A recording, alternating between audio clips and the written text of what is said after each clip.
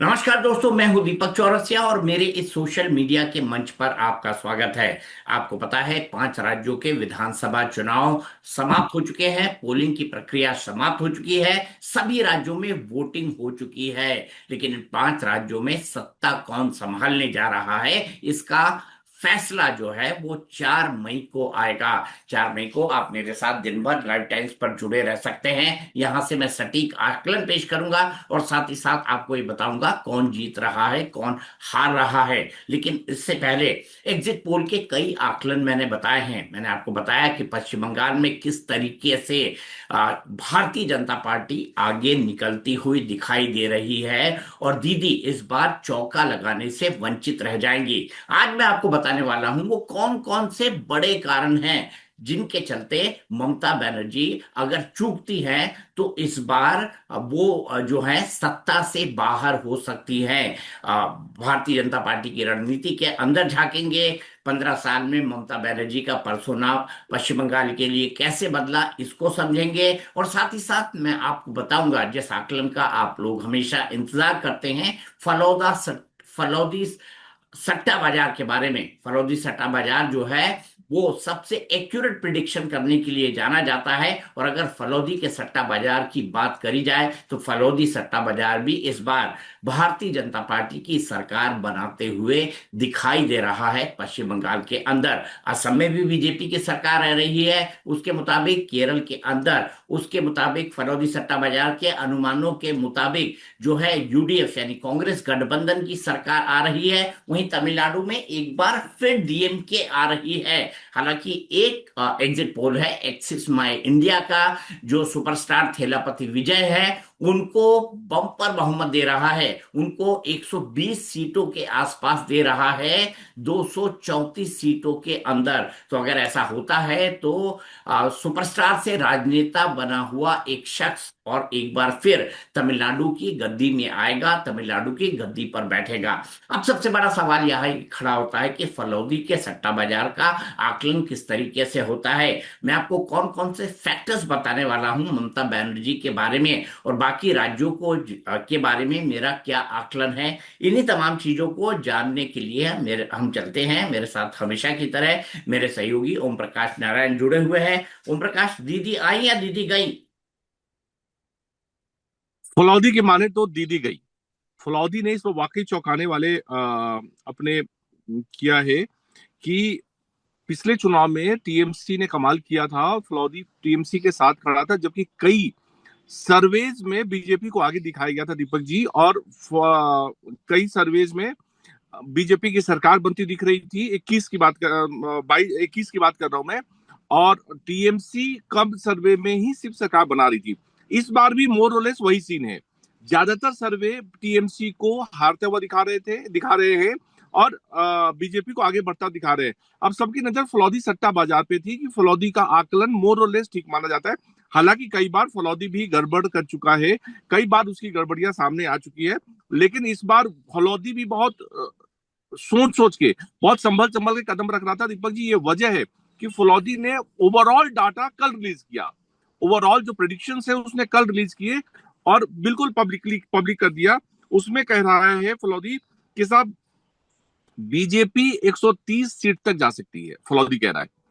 और ममता बनर्जी की आंकड़े कम होके नहीं 158 नहीं, तक लेकिन मैं मैक्सिमम जा आपको ये सकती है। बताऊं, मेरे पास जो आंकड़ा है वो ये कहता है कि बीजेपी फलौदी के मुताबिक 148 से 151 जा रही है, टीएमसी 138 से 141 जा रही है। ये फलौदी कह रहा है और 294 टोटल है। तो अगर मैं फलौदी के इन आंकड़ों को देखूं तो 148 के आसपास बहुमत का नंबर होता है। वैसे तो होता है 147 ही है और भारतीय जनता पार्टी उसको क्रॉस करते हुए दिखाई दे रही है। लेकिन आप टीएमसी भी कम तो आप नहीं बिल्कुल है। ठीक कह रहे हैं।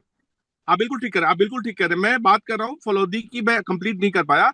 फलौदी पहले चरण के फेज के बाद बीजेपी को 130 और टीएमसी को 158 सीटें देता नजर आ रहा था। लेकिन जो फाइनल प्रोडिक्शंस आए, जो फाइनल उसने आंकड़े जारी किए कल, उसमें उसने बिल्कुल उलटफेर कर दिया है। उसका कहना है फलौदी का कि अब बीजेपी सीधे सीधे बंगाल में सत्ता पे काबिज होने जा रही है। Mamata Banerjee out of scene हो रही हैं। फलौदी ने बिल्कुल यही कहा है कि एक फलौदी का पहले दौर के बाद ये कहना था कि ममता बनर्जी जीत रही हैं, लेकिन दूसरे दौर के ये बाद बहुत उसने कम से, अपने यस बहुत कम अंतर से ममता बनर्जी जीत सकती हैं, जी, ये पहले दौर के बाद उनका हाँ कहना था।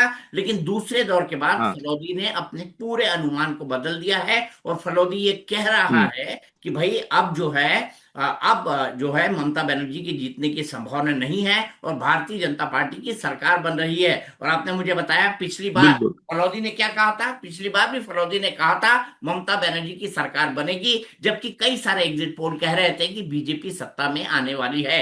2021 में भी बड़ा high pitch campaign Bharatiya Janata party ने विधानसभा चुनाव के अंदर लड़ा था, लेकिन फिर भी ममता का जादू चला था। मुझे मुझे आप ये बताइए, आपको क्या फैक्टर्स लगते हैं, उन फैक्टर्स पे मैं भी बात करूंगा, पर आपको क्या फैक्टर्स लगते हैं जो पश्चिम बंगाल में इस बार परिवर्तन होने जा रहा है?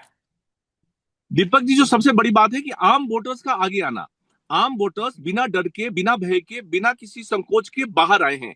93% वोटिंग परसेंटेज हुआ है। और लोग दिल्ली से छोड़िए, विदेश तक से, मतलब देश के कोने कोने से तो गए हैं वोट देने। चाहे जिस डर से दिया हो, एसआईआर के डर से दिया हो, वोटर लिस्ट से नाम कटने के डर से दिया हो, अपनी पहचान बनाने के लिए दिया हो, विदेशों से भी लोग आए हैं वोट देने। और ऐसे कम से कम 100 एग्जाम्पल्स मैंने टीवी पे देखे हैं, और एजेंसी ने रिलीज किए हैं कि लोग विदेशों से भी आके वोट दे रहे हैं। तो एक तो सबसे ज्यादा वोटिंग परसेंटेज, दूसरा वह भय के वातावरण से बाहर आना। मैंने एक बार दीपक जी बताया था आपको कि कैसे 2005 में बिहार में पहली बार ऐसे ही माहौल में चुनाव हुआ था, और लालू प्रसाद यादव सत्ता से बाहर हो गए थे। वहां पे एनडीए की सरकार आई थी। मोरलेस वही सीन इस समय वेस्ट बंगाल में है। तीसरा, करप्शन जो बिल्कुल घर घर व्याप्त हो गया था, जिससे हर आदमी त्रस्त था। जो बीजेपी के नेता, बीजेपी के लीडर्स लगातार वहां के लोगों को प्रॉमिस कर रहे थे कि अगर हम आए तो आप करप्शन मुक्त रहेंगे। तो ये सब जो बातें हैं ना, वो आम लोगों को बिल्कुल सटीक लगा। आपको क्या लगता है दीपक जी, क्या वजह रही जो इस बार टीएमसी पिछड़ती नजर आ रही है? देखिए, मैंने इसको बड़ा कैटेगराइज किया है कि टीएमसी किन बातों की वजह से पिछड़ती हुई नजर आ रही है। सबसे बड़ी बात आपने कही, भय या भरोसा। तो भरोसा यहां पर लोगों ने जताया है, मतदान की प्रक्रिया पर जताया है, वो तमाम पॉलिटिकल पार्टीज पर जताया है, वोट डालने के लिए बाहर निकले हैं, भयमुक्त होकर बाहर निकले हैं। और एसआईआर के बाद जो है, एसआईआर में जो 91 लाख वोट काटे गए, उन 91 लाख वोटों के चलते जो वोट प्रतिशत है वो भी बहुत अच्छी तरह जंप किया है। अब इससे क्या क्या रुका है, क्या क्या सिचुएशन रुकी है? इससे रुकी है बोगस वोटिंग, इससे रुकी है छापा वोटिंग, इससे रुकी है बूथ जैमिंग, इससे रुकी है बूथ कैप्चरिंग, इससे रुकी है कि लोगों को घर से, खास तौर पे मिडिल क्लास सोसाइटी, जहां पर कोलकाता और ग्रेटर कोलकाता के इलाके में और बाकी लोकेलिटीज के अंदर, गेटेड कॉलोनीज के अंदर, टीएमसी या जो दबंगई पॉलिटिकल पार्टी के लोग खड़े हो जाते थे, और वो आइडेंटिफाई करते थे कि कौन टीएमसी के खिलाफ वोट डालने जा रहा है। इसकी शिकायत बकायदा भारतीय जनता पार्टी करती थी, और ये कहती थी कि टीएमसी इस तरह की दादागिरी करती है। तो मेरे ख्याल से इस बार अर्धसैनिक बल जो 2.5 लाख की तादाद में वहां पहुंचे हैं, उन्होंने जो बड़े बड़े कॉन्फिडेंस बिल्डिंग मेजर्स के लिए जो बड़ी बड़ी बख्तरबंद गाड़ियां गई और उनकी पेट्रोलिंग हुई, लोगों के अंदर कॉन्फिडेंस डाला गया कि आप जाइए वोट करके आइए, मेरे ख्याल से ये एक सबसे बड़ा फैक्टर रहा। लेकिन इसके अलावा भारतीय जनता पार्टी ने अपनी रणनीति को भी ब्रशअप किया, ओम प्रकाश। और ओम प्रकाश, मैं यहां पर आपको ये बताना चाहता हूं कि शायद ये इतने दिनों में कुछ पहला चुनाव होगा जब गृह मंत्री बनने के बाद अमित शाह 15 दिन किसी एक राज्य के अंदर रहे होंगे, और उन्होंने अपनी रणनीति को अंतिम रूप दिया होगा। आपको पता है, एम फैक्टर ममता बनर्जी के लिए बेहद महत्वपूर्ण होता है। एम से महिला भी होती है, एम से ममता भी होती है, एम मुस्लिम से भी होता है। मुस्लिम भी होता है, एम से माँ भी होती है, एम से माटी भी होती है, एम से मानुष भी होता है, और एम से माच भी होता है। ये तमाम अब तक ममता बनर्जी को जिताने वाले फैक्टर थे। वो अभी भी कह रही है कि माँ माटी मानुष की सरकार बनेगी, लेकिन मुझे लग रहा है कि उनके कोर वोट बैंक में जो भारतीय जनता पार्टी जो कोशिश कर रही थी, वो ये कोशिश कर रही थी, आप शुभेंदु अधिकारी के बयानों को लगातार सुनिए, सब हिंदू एकजुट हो जाओ, हिंदू एक साथ आ जाओ। तो जो हिंदू कंसोलिडेशन कोशिश करने की जो भारतीय जनता पार्टी ने वहां पर कोशिश की है, उसमें काफी हद तक उसको कामयाबी मिली है। और जहां तक मुस्लिम दीपक जी, वोट बैंक, दीपक जी। एक मिनट में खत्म कर दूं। हाँ। जहां तक मुस्लिम वोट बैंक वाली बात है, तो वो ममता बनर्जी के साथ ही रहा है, किसी अन्य पॉलिटिकल पार्टी में नहीं गया है। ममता की जीत का फॉर्मूला ये था कि माइनॉरिटी के मेजोरिटी वोट लो और मेजोरिटी के माइनॉरिटी वोट लो, तो इसी के आधार पर वो जीतती रही हैं। लेकिन इस बार जो मेजोरिटी वोट उनको मिलता था, उसमें एक बड़ा सेंध लगा है, जिसके चलते मुझे ऐसा लगता है कि ममता बनर्जी थोड़ा कमजोर विकेट पे है, वो इस बार चुनाव हार रही हैं। बिल्कुल आप ठीक कह रहे हैं। और एक महत्वपूर्ण जो बात हुई इस पूरे चुनाव में, कि बीजेपी में जितने दूरदृष्टि वाले नेता है ना, जितने वेल ऑर्गेनाइजेशंस को मेंटेन करके रखते हैं, जो ऑर्गेनाइजेशंस को बड़ा करते हैं, जो संगठन पे काम करते हैं, जो पन्ना से लेकर और ब्लॉक से और जिले तक से कार्यकर्ताओं को जोड़ कर रखते हैं, उन सभी नेताओं को वेस्ट बंगाल में लगा दिया गया। क्या सुनील बंसल, क्या भूपेंद्र यादव, क्या अमित मालवीय, क्या मंगल पांडे से लेकर राष्ट्रीय अध्यक्ष और अमित शाह तो लगातार बने ही रहे। तो और एक एक पन्ना प्रमुख को, एक एक पन्ना मेंबर्स को, पन्ना प्रमुखों को एक जिम्मेवारी दी गई थी कि कम से कम 60 और 60 से 80 लोगों को आपको लेकर बूथ तक आना है, इंश्योर करना है। तो जो भयमुक्त वातावरण में चुनाव हुआ, इसमें पन्ना प्रमुख निकला, और सिर्फ निकला ही नहीं, वो अपने साथ वोटर्स को लेके गया। तो बीजेपी इस कॉर्नर पे बड़ा निश्चिंत है कि जो हमारे संगठन के मुख्य कर्ता धर्ता है, वो लगातार जमीन पे रहे, और वो सभी चीजों को एकत्रित करके उन्होंने पूरी फोर्स लगाई। मैंने आपको पहले बताया था कि आरएसएस ने 1.5 लाख से ज्यादा कॉर्नर्स मीटिंग की है, 1.5 लाख से ज्यादा उनके कार्यकर्ताओं के साथ। तो एक बहुत बड़ी बात होगी। और ये ऑर्गेनाइजेशन बीजेपी ये दिखाना चाहती है कि साहब हम, मतलब जो हमारे बारे में कहा जाता है कि हम जो चाहेंगे और हम जीत लेंगे, वो शायद सही हो। वैसे फौलादी सट्टा बाजार, दीपक जी दूसरे स्टेट के बारे में क्या कह रहा है? हाँ, दूसरे सेट के बारे में आऊंगा, लेकिन मैं कुछ बातें यहाँ पे जोड़ देना चाहता हूँ, खासतौर से पश्चिम जी। बंगाल के बारे में। क्योंकि महिला यहाँ पर एक बड़ा फैक्टर था। इसका एक बड़ा वोट चंक ममता बनर्जी ले जाती थी, और उनकी योजनाएं भी, खुद महिला हैं तो महिलाओं की तरफ थी। इसकी बीजेपी ने काट रखी। जैसे लक्ष्मी भंडार उनकी योजना है, लक्ष्मी भंडार, उसमें 1500 रुपए देते हैं। लेकिन अब जो है भारतीय जनता पार्टी 3000 रुपए देने की बात कर रही है, फॉर्म भरा रही है। महिलाओं के लिए जो है थाने बनाने की बात की जा रही है, महिला डेस्क बनाने की बात की जा रही है। अमित शाह जोर देकर कहते हैं कि स्कूटी में लड़कियां जो है रात में 1 बजे तक पश्चिम बंगाल में आराम से घूमेंगी, हम इस तरह की कानून और व्यवस्था बनाएंगे। भ्रष्टाचार जो है वो पंचायत स्तर तक पहुंचा हुआ है। तो इन सब चीजों से आम जनता का एक बड़ा फैक्शन परेशान था। लेकिन ममता बनर्जी का जो जो करिश्मा था, मुझे लगता है कि इन 5 सालों के दौरान कमजोर हुआ है। और खास तौर पर उस भद्रलोक के अंदर जो एक डिसिसिव फैक्टर होता है ममता बनर्जी को जिताने के लिए, क्योंकि मैंने आपको कहा माइनॉरिटी का मेजोरिटी वोट यानी मुसलमानों का 100% वोट लो, और मेजोरिटी यानी हिंदुओं का माइनॉरिटी वोट लो, यानी उनसे भी 10-20% खींच लो, तो आपका जो विनिंग कॉम्बिनेशन है 40 से 45% का, वो बन जाता है। लेकिन इस बार ऐसा होता हुआ नहीं दिखाई दे रहा। आपने अन्य राज्यों की बात की, तो फटाफट फलौदी के बारे में हम बात कर लेते हैं।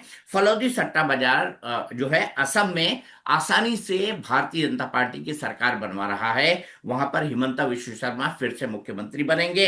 126 सीटों वाली असम के अंदर एनडीए के 98 से 100 सीटें आ सकती हैं। वहीं कांग्रेस बहुत पीछे रहकर कांग्रेस गठबंधन 24 से 26 सीटें ला सकता है। इसके अलावा अगर तमिलनाडु की बात की जाए, तो मैंने कहा कि एक्सिस बाय इंडिया ने थलापति विजय को जो है वो मुख्यमंत्री बनाने का प्रिडिक्शन अपने एग्जिट पोल के अंदर किया है।